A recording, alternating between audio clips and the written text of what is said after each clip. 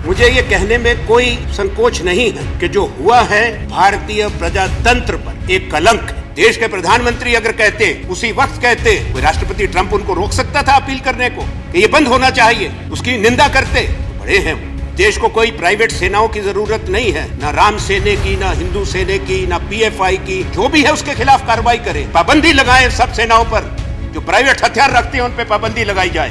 ये मेरी मांग है आज इस सदन के अंदर। दोबारा ये मौका ना आए, कहीं से भी 300, 400, 500 आदमी हथियार लेके आए। सही माने में अपने धर्म को मानता है, वो दूसरे मजहब का, दूसरे धर्म का भी सम्मान करता है, किसी दूसरे पर हाथ नहीं उठाता, किसी दूसरे के मारने के लिए आह्वान नहीं करता, कोई भी हो। केवल 4 शब्द, सबका साथ सबका विकास, वो खोखले शब्द रह गए हैं।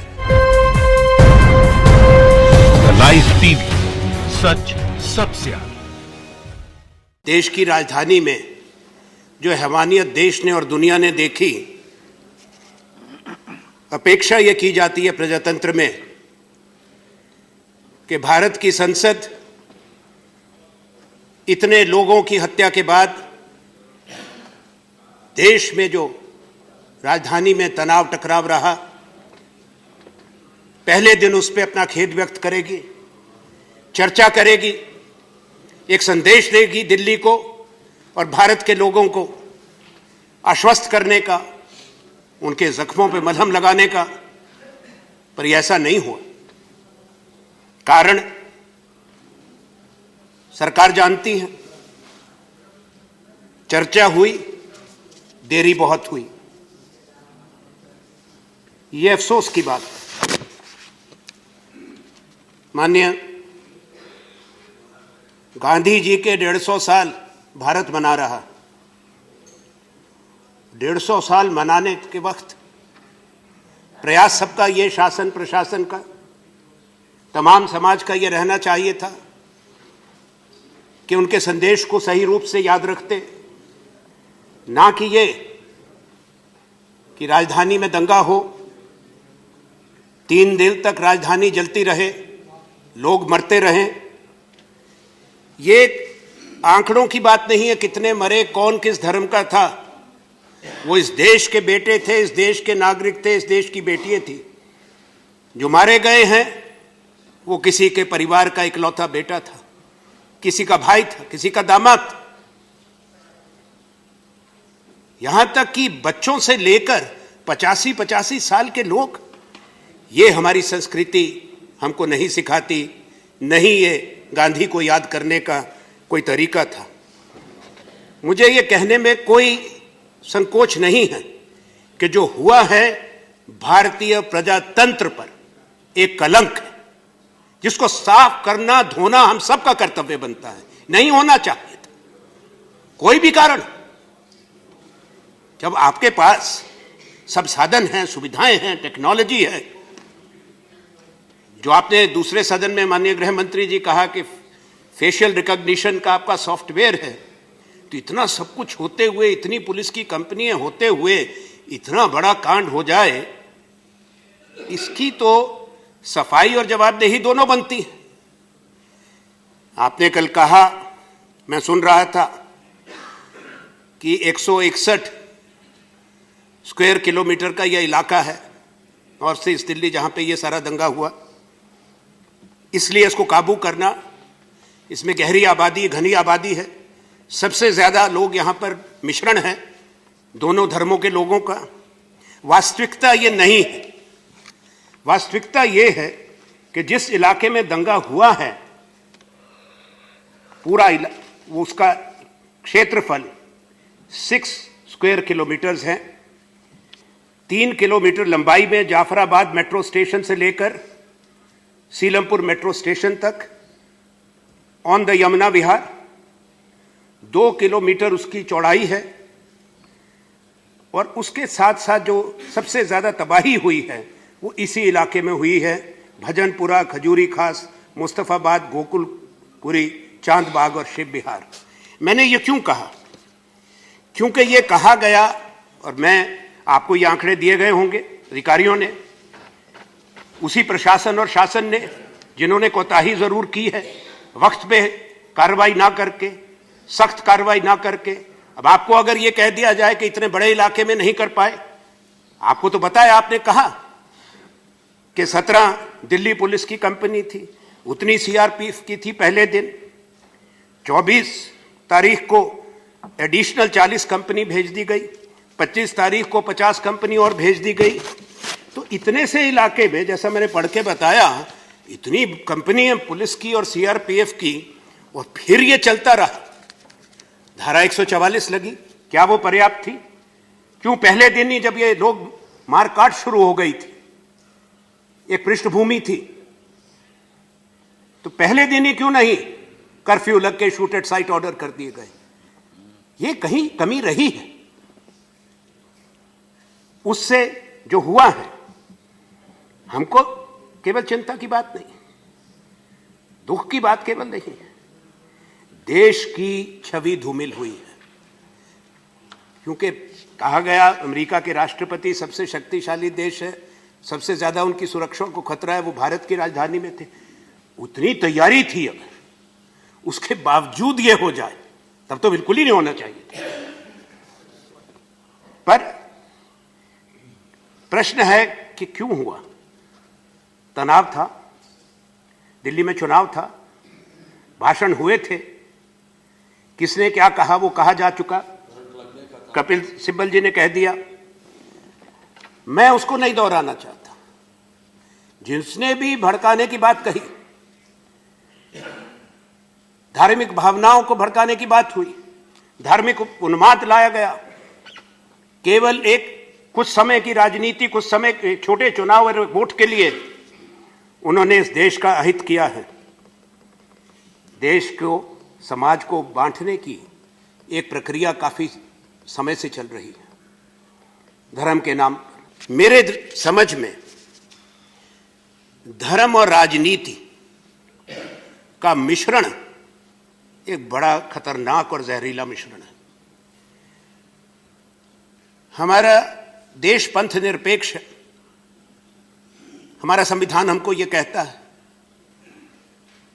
हम में से बहुत लोग आस्था रखते हैं, अपने संस्कार को मानते हैं, पूजा इबादत करते हैं, पर सही माने में जो राष्ट्र को मजबूत देखना चाहते हैं, समाज को मजबूत देखना चाहते हैं, और अगर कोई सही माने में अपने धर्म को मानता है, वो दूसरे मजहब का, दूसरे धर्म का भी सम्मान करता है, किसी दूसरे पर हाथ नहीं उठाता, किसी दूसरे के मारने के लिए आह्वान नहीं करता, कोई भी हो। मेरे पास भी धर्म ग्रंथ हैं, वो मेरे घर में रहते हैं।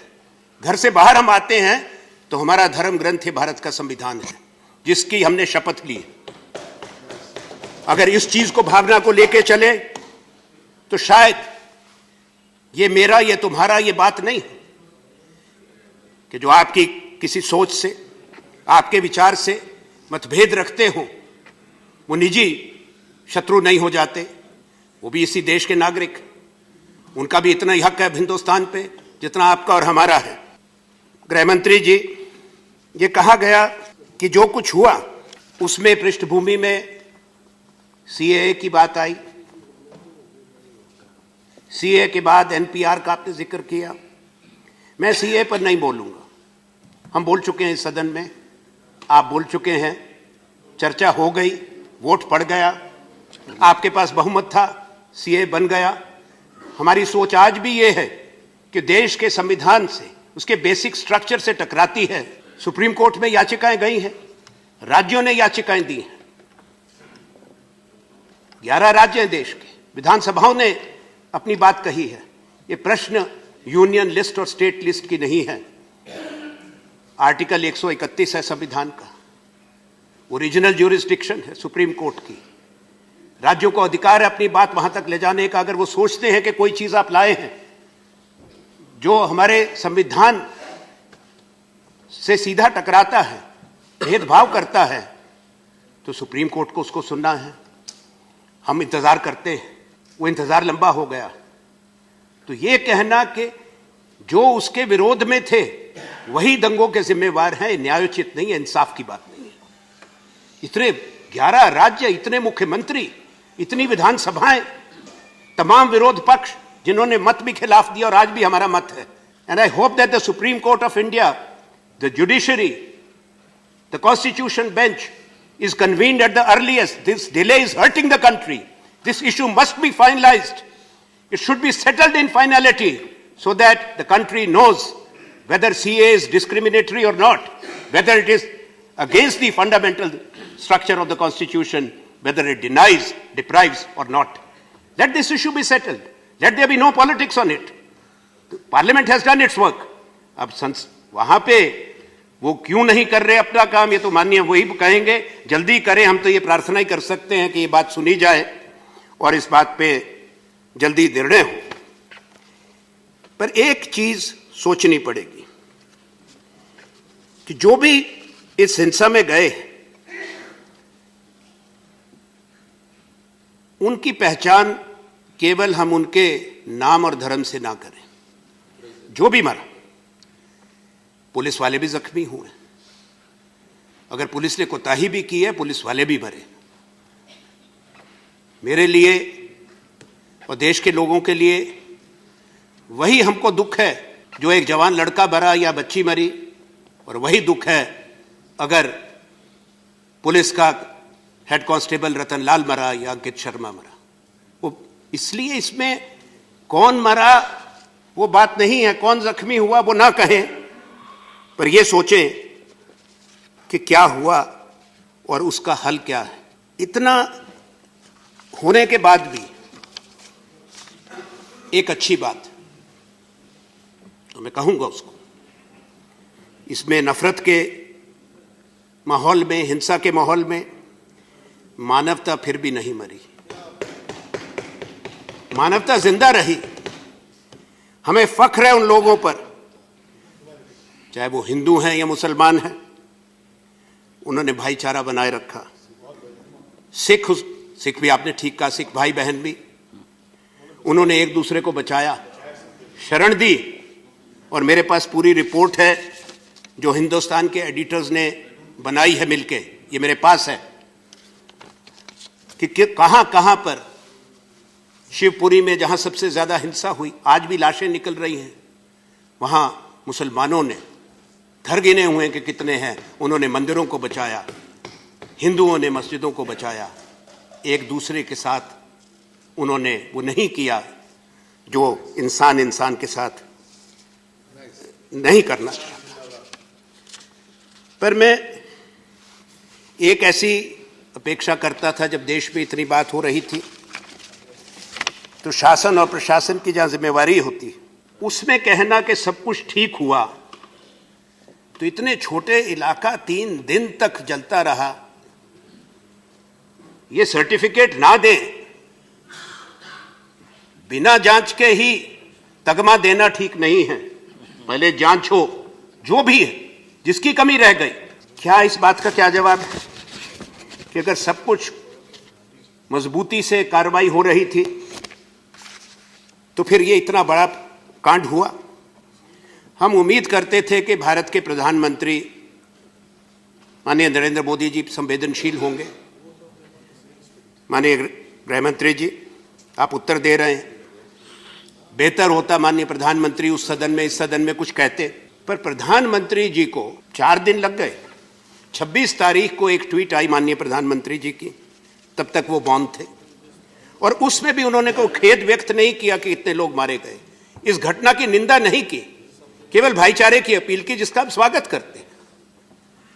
पर देश के प्रधानमंत्री अगर कहते, उसी वक्त कहते, कोई राष्ट्रपति ट्रंप उनको रोक सकता था अपील करने को कि यह बंद होना चाहिए,